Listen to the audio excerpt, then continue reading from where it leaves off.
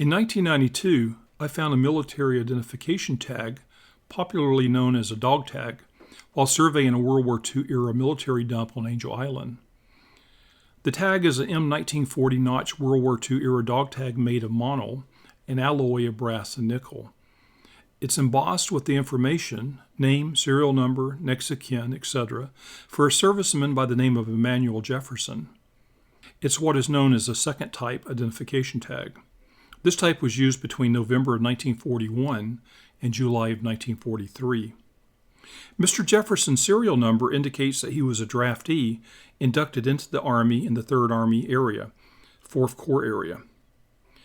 That was an area consisting of North Carolina, South Carolina, Georgia, Florida, Alabama, Tennessee, Louisiana, and Mississippi, and with its headquarters in Atlanta, Georgia. The dog tag also indicates that Mr. Jefferson received his tetanus shot in 1943. Originally, this suggested to me that he passed through Fort McDowell sometime between January and July of 1943, possibly while en route to the South Pacific or to some other destination in the Pacific Theater of Operations. Of course, at the time, I realized that the dog tag could have been lost sometime after 1943, perhaps as Mr. Jefferson was en route home. This was not the case, though. During World War II, Fort McDowell was part of San Francisco's port of embarkation. Hundreds of thousands of servicemen passed through the area en route to the South Pacific, Far East, and Alaska. Following the war's end, hundreds of thousands of servicemen passed back through the port of embarkation on their way home. The dog tag informed me that Mr. Jefferson's next of kin was Anna Jefferson of Columbia, Mississippi. Columbia is the county seat of Marion County. I assumed that Anna Jefferson was Emanuel Jefferson's mother, although I thought it conceivable she was his grandmother, aunt, or sister instead. It proved to be his mother. After July 1943, the U.S. Army ceased listing the serviceman's next of kin on the dog tag for security reasons. I talked about that in a recent podcast, where I told the story of Walter Savola, a soldier captured on Corregidor Island in 1942. A few days after I found Mr. Jefferson's dog tag, I stored it in my curation facility at work, and then more or less forgot about it for years and years. Following the Columbus Day wildfire of 2008, I pulled the tag out of storage and took another look at it. Following the wildfire, I spent a considerable amount of time surveying the burn area, which covered about half of Angel Island. I enjoyed documenting the newly discovered military archaeological sites that had been exposed by the fire. As a result, I gained a new appreciation for the value of military archaeology. My interest was renewed in Mr. Jefferson's dog tag. After concluding the wildfire project, I conducted some minimal research on the dog tag, but I didn't attempt to locate Mr. Jefferson because I assumed he was deceased. In 2010, I took another look at the dog tag and decided to see if I could learn more about Mr. Jefferson. I found that he had enlisted for service in the regular Army in the Hawaiian Department. The Army used the designation Hawaiian Department from 1913 to 1945. In 1945, it was renamed the U.S. Army Forces Middle Pacific and is today known as the U.S. Army Pacific. Mr. Jefferson registered for the draft in February 1942, when all men between the ages of 20 and 22 were required to register with Selective Services. From the numeral 3 appearing at the beginning of his 8-digit serial number, it was obvious to me that Mr. Jefferson was drafted and in the service by 1943, when he received his tetanus immunization. Interestingly, there is no evidence that he received his tetanus toxoid injection the following year.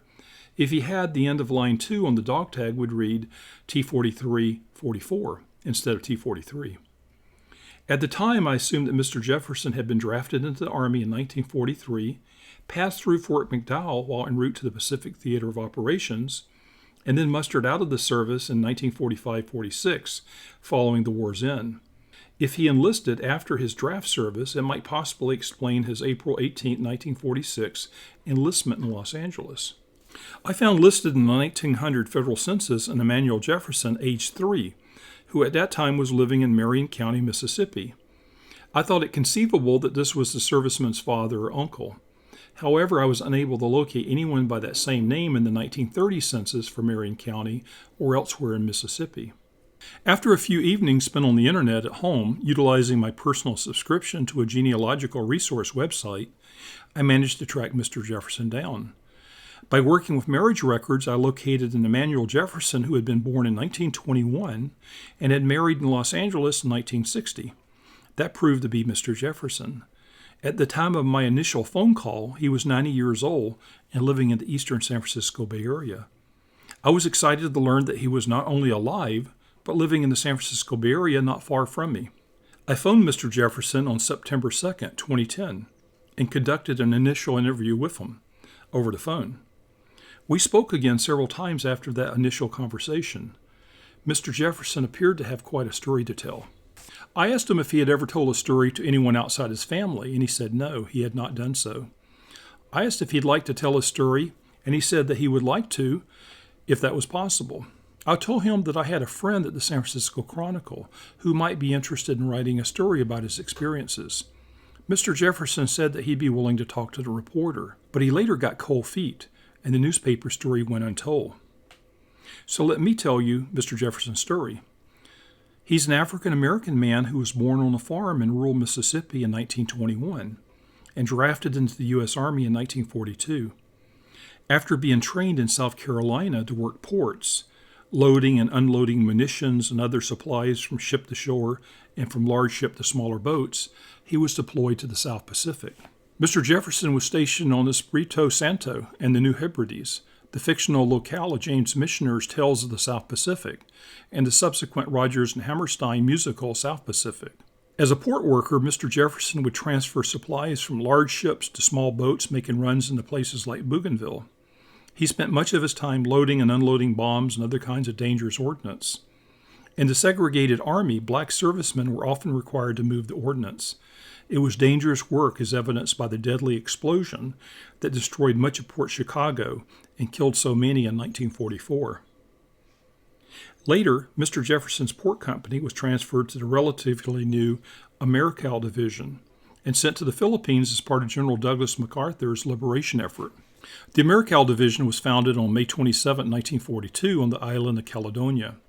Following the war, it was designated the 23rd Infantry Division. On January 8, 1945, the division moved to Leyte and Samar in the Philippines. Mr. Jefferson and the men in his company were unloading ships in the supposedly secure Cebu Harbor when they came under a surprise Japanese attack. Because they were a port company, the men were lightly armed with a couple of 50 caliber machine guns and just a few M1 rifles. The company fought off the attack until the infantry could come to their rescue. Mr. Jefferson was awarded the Bronze Star for his actions in holding off the enemy attack. Following the war, Mr. Jefferson re-enlisted and was stationed in occupied Japan, where he worked with the Medical Corps. Part of his assignment in post-war Japan was dealing with termite eradication. Apparently, Mr. Jefferson came up with a solution that saved the Army millions of dollars, which he says was written about in newspaper articles at the time. After his time in occupied Japan, Mr. Jefferson was retrained and eventually deployed to Germany as part of a tank unit involved in the Cold War standoff with the former USSR. He was in Germany until 1961, at which time he left the Army. At the time, Mr. Jefferson had reached the rank of sergeant, or E5. Although he received an honorable discharge, Mr. Jefferson told me that he ran into a problem involving marital difficulties with his second wife, whom he had married the year before.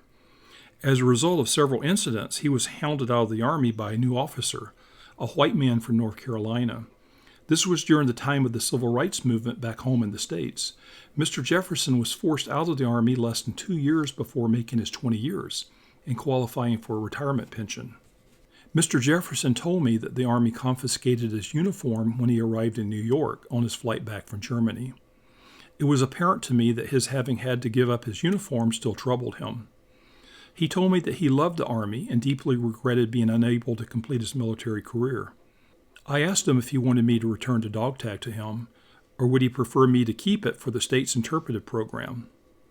He thought about it for a while and then said I should keep it. I promised to put it to good use, to use it to tell his story and the stories of all those others who had gone to war with him. After leaving the Army, Mr. Jefferson joined the airline industry, from which he retired in 1983. When I phoned Mr. Jefferson, he was surprised to hear that I had found his dog tag. He was stationed for a while at the San Francisco Presidio, but he told me that he had never been to Fort McDowell on Angel Island. During World War II, the San Francisco port of embarkation included Fort McDowell and the San Francisco Presidio, and it's likely that Mr. Jefferson's dog tag was dumped on Angel Island after being replaced with a newly assigned dog tag that did not reveal to an enemy a serviceman's next of kin. From archaeological work I've done on Angel Island, it appears that surplus and soiled uniforms and other kinds of discards were brought by boat to Angel Island for disposal. When I phoned Mr. Jefferson that first time, he and I had a long talk about his life. For me, his story touched on any number of important historic themes: the sacrifice that was made by the greatest generation, the transition from World War II to the Cold War, and the state of race relations in the U.S. during the 1940s, 1950s, and 1960s. Mr. Jefferson shared with me certain details of what occurred when he was stationed in Germany, including the incidents that caused this new officer to hound him out of the Army. I will not go into that here, but suffice it to say that it's clear to me that Mr. Jefferson was a victim of the bigotry and racism that permeated American society during the early days of the Civil Rights Movement. During that time, I was a young man growing up in the Deep South, and I saw firsthand the tremendous bigotry and ignorance that attempted to thwart the Civil Rights Movement. People who did not experience that time are often hard-pressed to appreciate the tremendous brutality and injustice that occurred during the struggle for equality. Mr. Jefferson inspires me. As a member of the greatest generation, he willingly offered up his service and sacrifice to help protect the country. And while doing so, he endured and transcended a dark time in our history when the civil rights of so many were far from ensured. Mr. Jefferson and his generation did their best for us. Perhaps it's time for a new greatest generation to carry on. By the way, Mr. Jefferson turns 100 next year.